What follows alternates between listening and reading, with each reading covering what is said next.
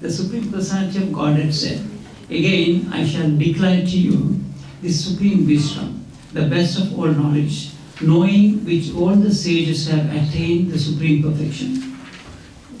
By performing fixed in this knowledge, one can attain to the transcendental nature like my own. Thus established, one is not born at the time of creation or disturbed at the time of dissolution. The total material substances called Brahman is the source of birth, and it is that Brahman that I impregnate, making possible the births of all living beings, O son of Bharata. It should be understood that all species of life, O son of Kunti, are made possible by birth in this material nature, and that I am the seed-giving father. Material nature consists of three modes: goodness, passion, and ignorance. When the eternal living entity comes in contact with nature, O mighty armed Arjuna, he becomes conditioned by these modes. O sinless one, the mode of goodness, being purer than the others, is illuminating and is free from all sinful reactions. Those situated in that mode becomes conditioned by the sense of happiness and knowledge. The mode of passion is born of unlimited desires and longings, O son of Kunti, and because of this, the embodied living entity is bound to material fruitive action.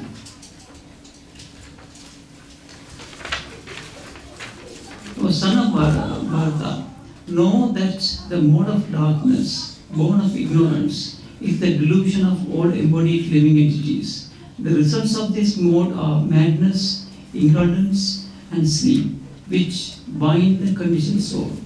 O son of Bharata, the mode of goodness conditions one to happiness, passion conditions one to fruitive action, and ignorance, covering one's knowledge, binds one to madness.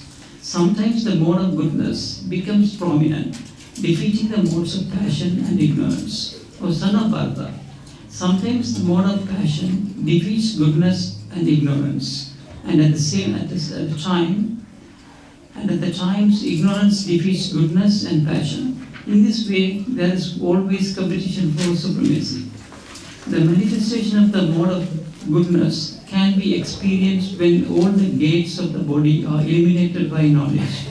O chief of Bharatas, when there is an increase in the mode of passion, the symptoms of great attachment, fruitive activity, intense endeavor, and uncontrollable desire and hankering develop. When there is an increase in the mode of ignorance, O son of Kuru, darkness, inertia, madness, and illusion are manifested. When one dies in the mode of goodness, he attains the pure higher planets of the great stages. When one dies in the mode of passion, he takes birth among those engaged in fruitive activities. And when one dies in the mode of ignorance, he takes birth in the animal kingdom. The result of pious action is pure and is said to be in the mode of goodness, but action done in the mode of passion results in misery, and action performed in the mode of ignorance results in foolishness. From the mode of goodness, real knowledge develops. From the mode of passion, greed develops. And from the mode of ignorance, develop foolishness, madness, and illusion. Those situated in the mode of goodness gradually go upward to the higher planets.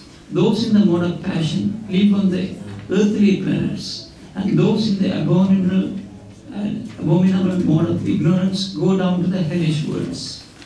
When one properly sees that in all activities no other performer is at work than these modes of nature, and he knows the Supreme Lord, who is transcendental to all these modes, he attains my spiritual nature. When the embodied being is able to transcend these three modes associated with the material body, he can become free from birth, death, old age, and their distresses, and can enjoy nectar even in this life. Arjuna inquired, O my dear Lord, by which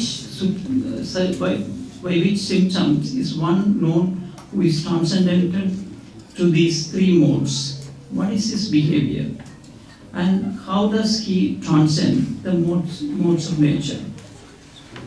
The Supreme Personality of Godhead said, O son of Pandu, he who does not hate elimination, attachment and delusion, when they are present or long for them, when they disappear, who is unwavering and undisturbed through all these reactions of the material qualities, remaining neutral and transcendental, knowing that the modes alone are active, who is situated in the self and regards alike happiness and distress, who looks upon a lump of earth, a stone and a piece of gold with an equal light, who is equal toward the desirable and the undesirable, who is steady, situated equally within praise and blame, honor and dishonor, who treats alike both friend and enemy,